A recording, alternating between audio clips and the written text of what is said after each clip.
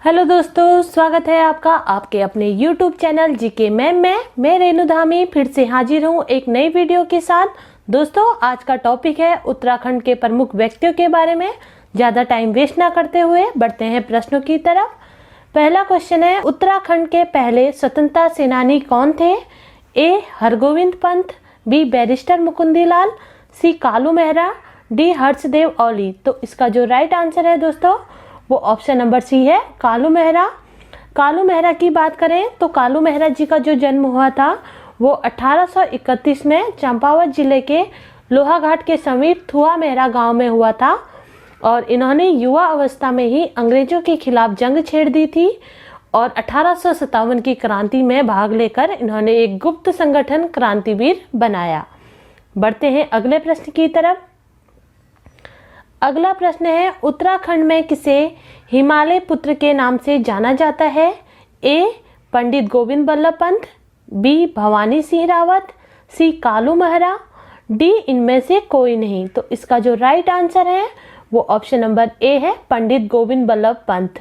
पंडित गोविंद बल्लभ पंत की मैं बात करूँ तो इनका जो जन्म हुआ था वो 10 सितंबर 1837 में अल्मोड़ा के खूट गांव में हुआ था और ये उत्तर प्रदेश के प्रथम मुख्यमंत्री थे और भारत के चौथे गृह मंत्री भी थे। और पंडित गोविंद बल्लभ पंत जी उत्तराखंड से भारत रत्न प्राप्त करने वाले पहले व्यक्ति थे। तो कभी भी अगर आपके एग्जाम में क्वेश्चन आए कि उत्तराखंड से भारत रत्न प्राप्त करने वाले पहले व्यक्ति कौन थे तो वो थे पंडित गोविंद बल्लभ पंत जी। ठीक है, बढ़ते हैं अगले प्रश्न की तरफ। अगला प्रश्न है, निम्नलिखित में से गढ़ केसरी नाम से किसे संबोधित किया जाता है? ए गौरा देवी, बी अनुसुईया प्रसाद बहुगुणा, सी डॉक्टर भगत सिंह, डी सुदेशा देवी। तो इसका जो राइट आंसर है वो ऑप्शन नंबर बी है दोस्तों, अनुसुईया प्रसाद बहुगुणा जी को गढ़ केसरी नाम से संबोधित किया जाता है। और इनकी जन्म की बात करूं तो इनका जो जन्म हुआ था वो 18 फरवरी 1844 में अनुसुईया आश्रम चमोली में हुआ था और स्वाधीनता संग्राम के ये प्रखर निस्वार्थ सेनानी थे और राष्ट्र के प्रति इतना प्रेम देख के इन्हें गढ़ केसरी सम्मान से संबोधित किया गया था। बढ़ते हैं अगले प्रश्न की तरफ। अगला प्रश्न है, क्वेश्चन नंबर 4 है, कुली बेगार प्रथा का अंत करने में किसने महत्वपूर्ण भूमिका निभाई थी? ऑप्शन ए है हेमवती नंदन बहुगुणा, ऑप्शन बी है हर्षदेव पांडे, ऑप्शन सी है doctor Bhagat Singh, option D है भवानी सिंह रावत। तो इसका जो राइट आंसर है वो ऑप्शन नंबर सी है, डॉक्टर भगत सिंह। तो इन्होंने क्या किया था मैं आपको बता देती हूँ। 1921 में उत्तरायणी के दिन सरयू बगड़ में अंग्रेजों द्वारा लागू की गई कुली बेगार प्रथा का अंत करने के लिए एक विशाल आंदोलन शुरू किया था। और कुली बेगार प्रथा क्या थी मैं आपको बता देती हूँ। अंग्रेजी शासनकाल में उत्तराखंड के पहाड़ी जिलों में यह बेगार प्रथा का चलन था। इस नियम के तहत बगैर मेहनताना दिए कुली का काम करवाया जाता था।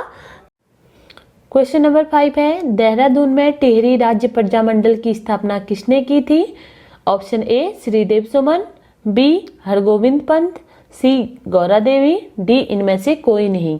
तो इसका जो राइट आंसर है वो ऑप्शन नंबर ए है, श्रीदेव सुमन। बात की जाए श्रीदेव सुमन जी की तो इनका जो जन्म हुआ था वो मई 1916 में टिहरी के ग्राम जौल में हुआ था और 3 मई 1944 को सुमन जी ने आमरण अनशन शुरू किया था और 25 जुलाई 1944 को 84 दिनों की भूख हड़ताल के बाद उनकी जो थी मृत्यु हो गई थी। ठीक है, और यह आंदोलन किसके विरोध में किया गया था? यह आंदोलन टिहरी रियासत की राजशाही के विरोध में किया गया था। बढ़ते हैं अगले प्रश्न की तरफ। क्वेश्चन नंबर 6 है, धरती पुत्र या हेमपुत्र के नाम से किसे जाना जाता है? ए चंडी प्रसाद बहुगुणा, बी कल्याण सिंह, सी हेमवती नंदन बहुगुणा, डी हर्षदेव पांडे। तो इसका जो राइट आंसर है वो ऑप्शन नंबर सी है, हेमवती नंदन बहुगुणा। बात की जाए हेमवती नंदन बहुगुणा जी की, तो इनका जो जन्म हुआ था वो 25 अप्रैल 1919 में पौड़ी गढ़वाल में हुआ था। और ये उत्तर प्रदेश के 2 बार मुख्यमंत्री रहने वाले जाने माने राजनीतिक और राजनेता थे, जिन्होंने 1942 के भारत छोड़ो आंदोलन में शामिल हुए थे और इनके कार्यों को काफ़ी लोकप्रियता मिली थी। बढ़ते हैं अगले प्रश्न की तरफ। अगला प्रश्न है क्वेश्चन नंबर 7, कुमाऊं केसरी के नाम से किसे जाना जाता है? Option A Pandit Govind Ballabh Pant, B Nain Singh Rawat, C Deepa Devi, D Badridatt Pande. तो इनका जो राइट आंसर है वो ऑप्शन नंबर डी है, बद्रीदत्त पांडे। ठीक है।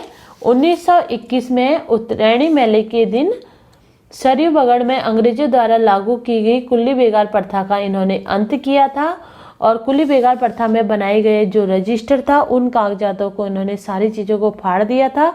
इसी को देखते हुए वहाँ की जो आम जनता थी उन्होंने इन्हें कुमाऊं केसरी के नाम से संबोधित किया। बढ़ते हैं अगले प्रश्न की तरफ। अगला प्रश्न है कुमाऊं की लक्ष्मीबाई किसे कहा जाता है? Option A Rani Lakshmibai, option B Jiya Rani, option C Gaura Devi, option D इनमें से कोई नहीं। तो इसका जो राइट आंसर है दोस्तों वो ऑप्शन नंबर बी है, जिया रानी।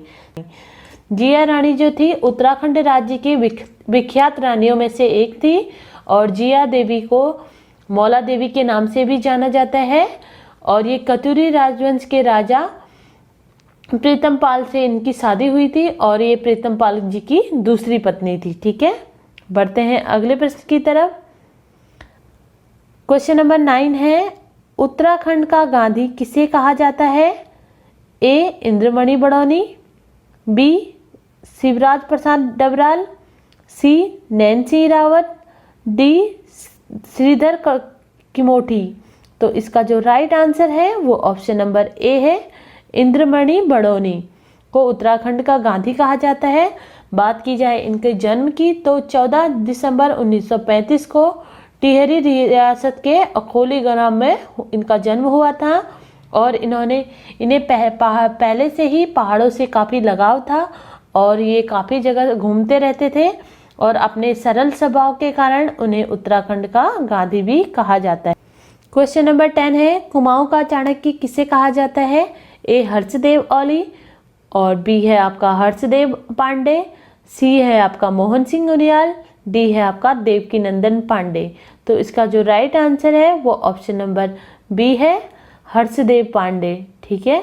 हर्षदेव पांडे को कुमाऊं का चाणक्य कहा जाता है। तो दोस्तों इसी के साथ मेरी ये वीडियो यही समाप्त होती है। अगर आपको मेरी ये वीडियो पसंद आए तो इसे लाइक करें, सब्सक्राइब करें, साथ में बेल आइकन दबाना ना भूलें दोस्तों, जिससे आने वाली वीडियो का आपको नोटिफिकेशन मिलता रहेगा। हम लाते रहेंगे आपके लिए इस तरीके की नॉलेजेबल वीडियो। तब तक के लिए गुड बाय, जय हिंद दोस्तों।